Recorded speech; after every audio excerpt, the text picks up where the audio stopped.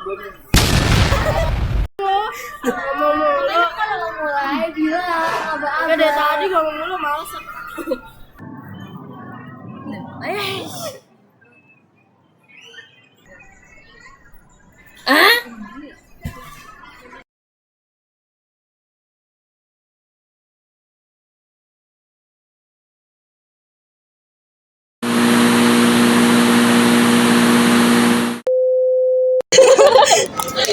Halo semua, kenalan kami dari kelompok 9 Sosiologi dari 10.2 bakalan mulai podcast dengan tema efek game online bagi para remaja. Jangan lupa ditonton sampai akhir ya. Stay tune guys.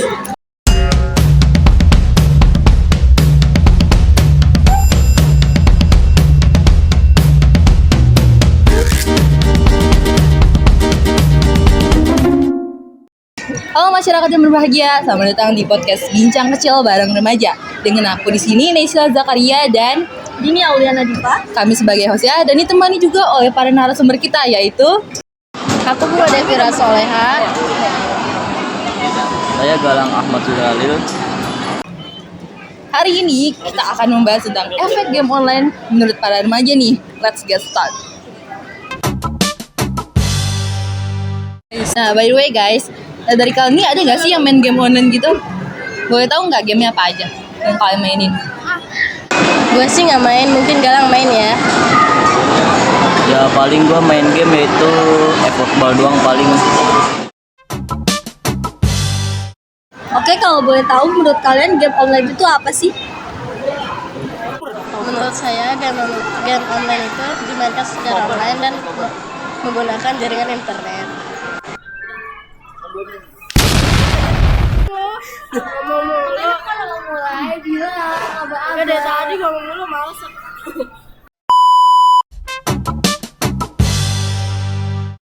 Nah, buat yang main game kan Galang ya. Biasanya tuh lu mainnya pas waktu kapan aja sih? Di sisi gua main kalau waktu lagi gabut, lagi free atau waktu luang sih. Oh, okay. Make sense. Dari main game online, ada nggak sih kalian kebiasaan yang berubah dibanding pas kalian belum main atau mengenal game-game online?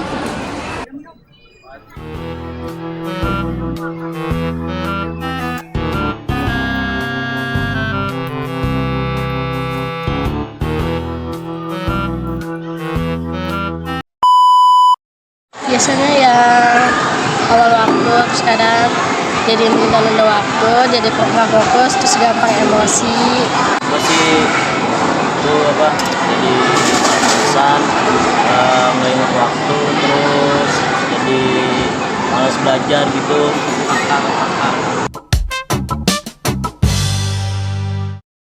Oke, dari situ berarti banyak yang condong ke negatif ya.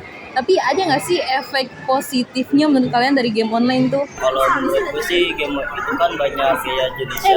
Belum. Dadah. Ya menurut gue sih game online itu kan banyak jenisnya, tapi pasti mayoritas ngasih tantangan ke player dan setelah ngasih mereka reward karena sudah menyelesaikan game ya kan. Sebenarnya dari situ kita juga dapat melatih kita buat mikirin strategi gimana kita bisa nyelesain misi atau tantangan lebih cepat dan efisien gitu sih. Karena berhubung gue juga main beberapa game nih, kan ada juga ya kayak misalkan game tentang simulasi gitu kayak Sims atau Minecraft yang bisa ngasih player kebebasan juga untuk build kayak dekorasi, yang bisa ngasih ke kreativitasan player juga gitu loh. Dari kan aku juga main game kayak Genshin gitu, itu kan ngikutin dari storiesnya. Nah, ada misalkan kita masuk satu dialog itu dikasih option untuk biarin kita ngambil keputusan gitu loh untuk lanjutkan ceritanya. Ada juga untuk game multiplayer yang bisa ngelatih kerjasama tim ya buat kita dan player yang lain gitu. Juga bisa sebagai penghilang rasa stres kalau kata aku sih.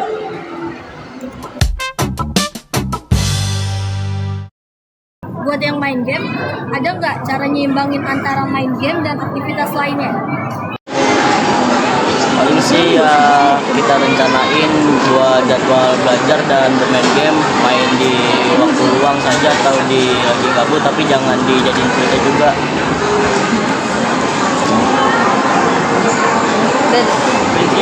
Bagi-bagi waktu aja pas lagi gabut dan game. Kalau pas lagi waktu belajar ya belajar.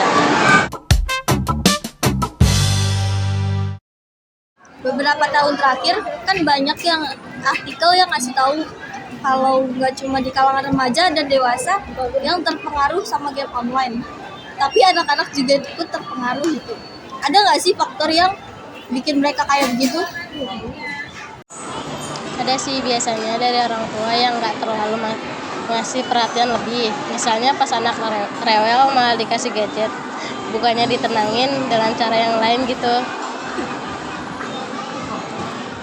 Seharusnya orang tua sih udah dikasih edukasi tentang gadget karena kan banyak yang bahayanya dari radiasi, dan kalau dikasih gadget secara berlebihan atau sering bisa bikin anak kecanduan dan malah lebih sulit buat disembuhin. Oke, mungkin itu cukup untuk bincang-bincang kami terkait efek game online menurut remaja. Terima kasih untuk para penonton yang udah nonton sampai menit akhir. Jangan lupa untuk like dan kasih ulasan di kolom komentar di bawah ya. Sampai jumpa.